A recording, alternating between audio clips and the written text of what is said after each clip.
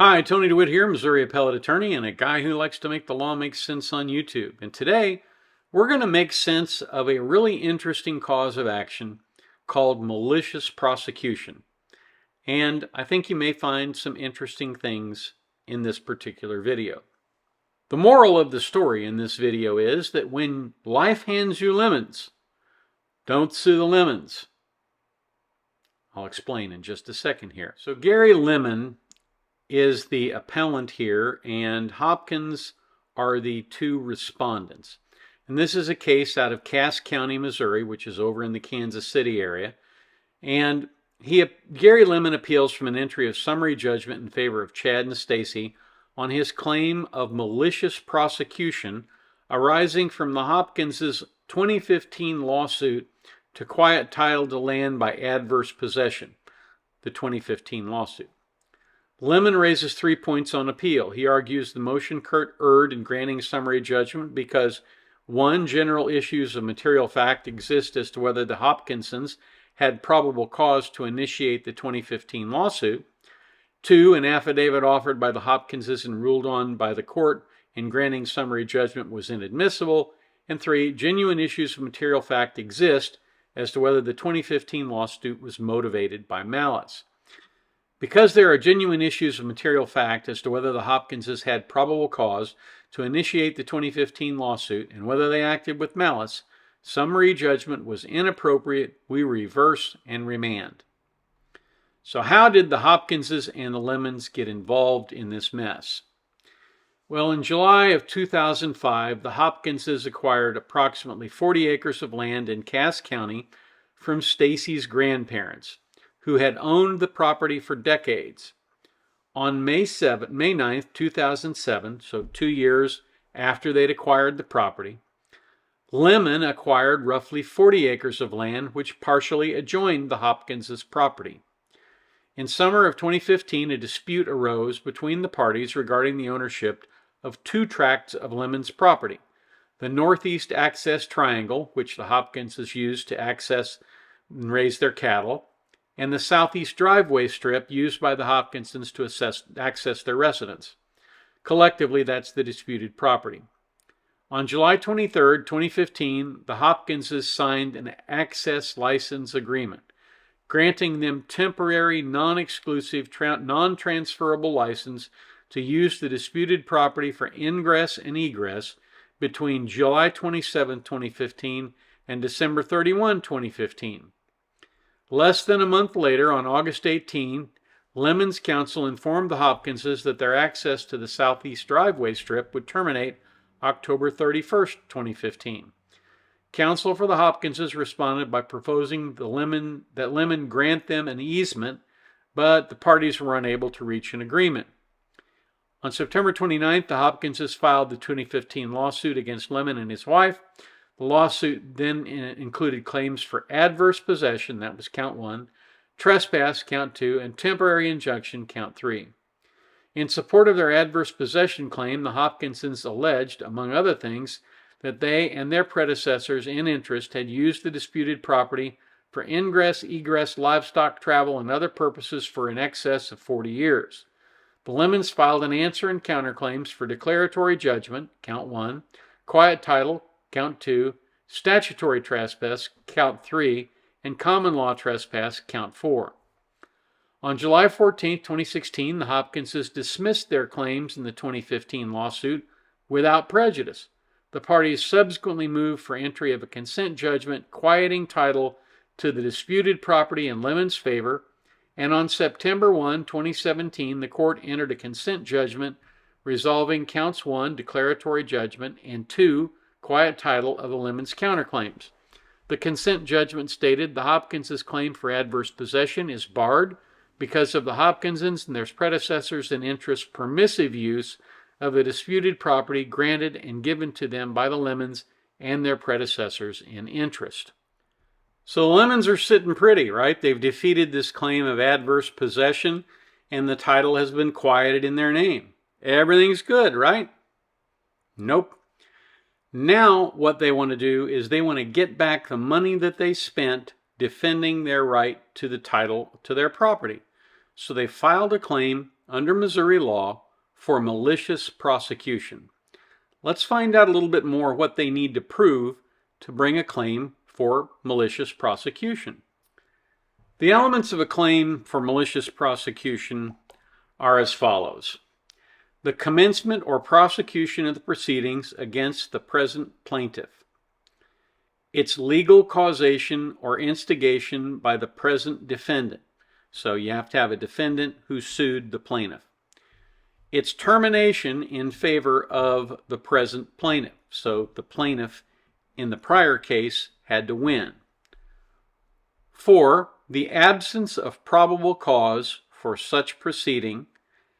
5. The presence of malice therein and damage by reason thereof. Now, the court notes that actions for malicious prosecution are disfavored under Missouri law. Strict and clear proof of all elements is required. And the motion court concluded that as to the probable cause and malice elements, there were no genuine issues of material fact, and the Hopkinses were entitled to judgment as a matter of law. Now, Lemon raises 3 points on appeal. First, he argues the motion court erred in granting summary judgment in that the genuine issues of material fact exist as to whether the Hopkinses had probable cause to file the 2015 lawsuit because Lemon had previously given them permission to use the disputed property, thereby negating any claim for adverse possession. Second, Lemon asserts the court erred in granting summary judgment because in doing so, the court relied on counsel's affidavit, which was inadmissible. And third, Lemon claims the court erred in granting summary judgment because genuine issues of material fact exist as to whether the Hopkinses brought the 2015 lawsuit out of malice. For ease of discussion, we address Lemon's points out of order, beginning with point 2. Hey, allow me to interrupt for just a second and ask you if you haven't already subscribed, please subscribe. And if you wouldn't mind, hit that like button. That lets YouTube know that this is a good video and they can recommend it to others. It helps me out a lot. Thanks. Counsel's affidavit in support of the motion for summary judgment was admissible.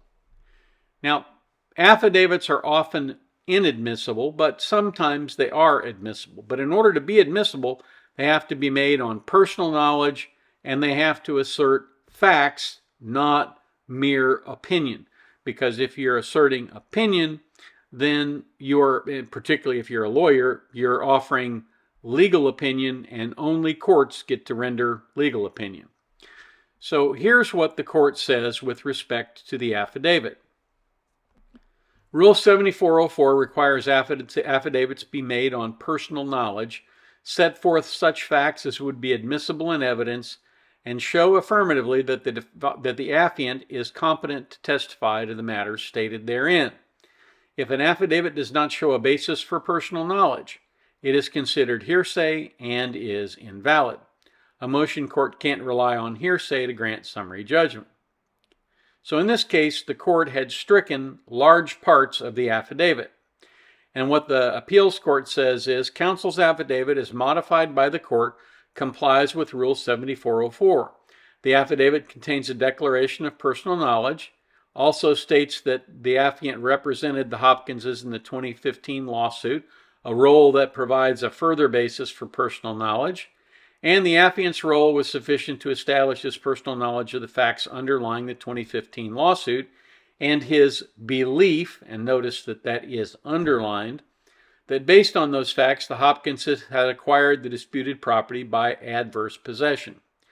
Because counsel's affidavit is modified by the court, demonstrated that the affiant was competent to testify to the matters stated therein on his personal knowledge, counsel's affidavit was not hearsay, and thus the affidavit was admissible. And the motion court didn't err in considering it. Point 2 is denied. There are genuine issues of material fact as to whether the Hopkinsons had probable cause to initiate the 2015 lawsuit. Probable cause to instigate a civil suit means a reasonable belief in the facts alleged, plus a reasonable belief that the claim may be valid under the applicable law. So you have to have valid facts and valid law. Probable cause is established if it appears that a reasonably prudent person would have believed and acted under the circumstances as did the person who instigated the previous action. Because establishing the absence of probable cause requires proof of a negative, slight evidence is sufficient. As movants, the Hopkinses must show that Lemon, after an adequate period of discovery, has not been able to and will not be able to produce evidence sufficient to allow the trier of fact to find the absence of probable cause. In determining whether Hopkins has met this burden, we're mindful of the elements of adverse possession. Possession that is hostile, meaning you keep other people off the property. Actual, meaning that you are there on the property.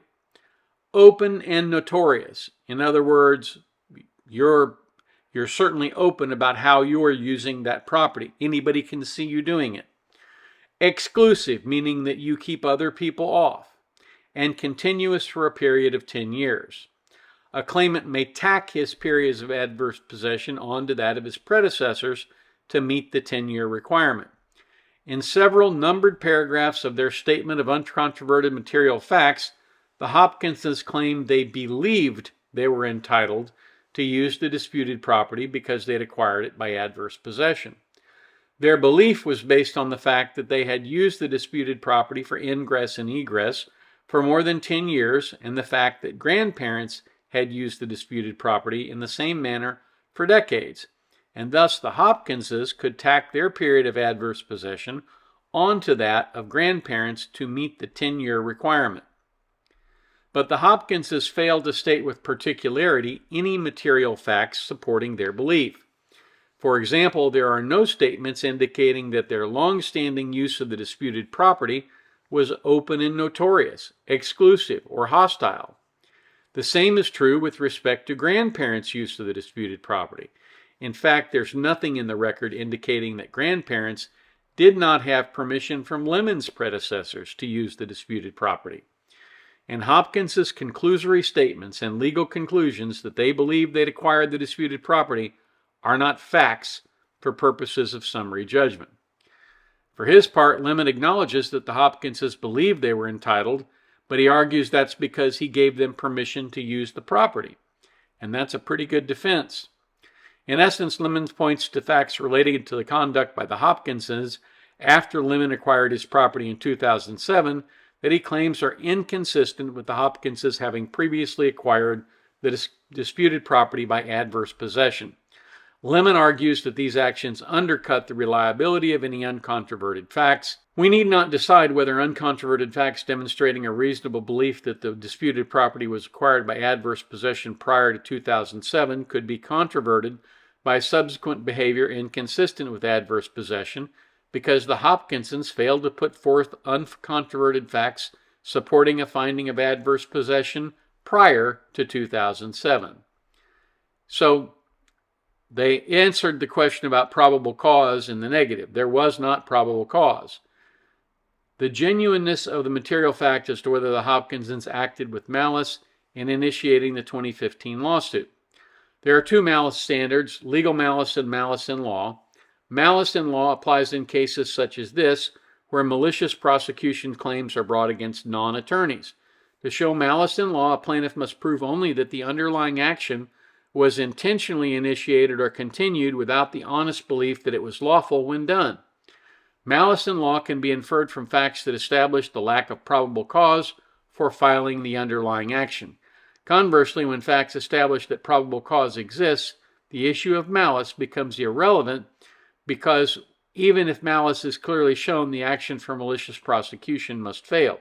Because genuine issues of material fact remain as to whether the Hopkinses had probable cause to initiate a 2015 lawsuit and whether they acted with malice, we reverse and remand for further proceedings consistent with this judgment. When you act to sue someone and your lawyer has questions about the type of proof that you're offering, you need to be careful and understand that there is always a risk in suing anyone that you could be sued for malicious prosecution if you lose. If you have an assault claim and you've been hit by someone and you've got a bruise, you've got some physical evidence and you sue for assault and you lose, well, you at least had probable cause because you've got bruising, you've got a police report in most cases, and you've got a pretty solid basis for your lawsuit. So you're probably not going to get sued for malicious prosecution. But I have heard people say a number of times when they've come to me and wanted to sue someone, we don't really expect to win, but we want to punish the other guys. And if you do that, what you are admitting to your attorney, and you will ultimately wind up admitting in court later on, is that your primary goal wasn't to use the legal system to vindicate a right that you had. You are using the legal system to punish someone else. And you can't do that. And as a result, whenever someone makes a comment like that to me, as an attorney, I tell them, I'm sorry, I can't help you bring this lawsuit.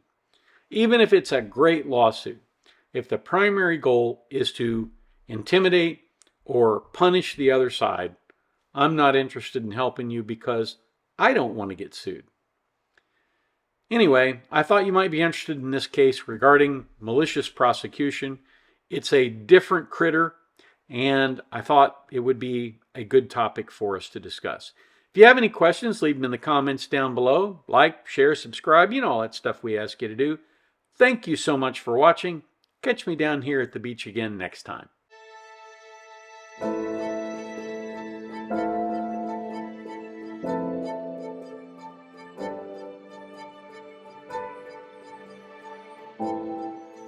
If you like this video, here are a few others you might try, and don't forget to subscribe. Have a terrific day, guys.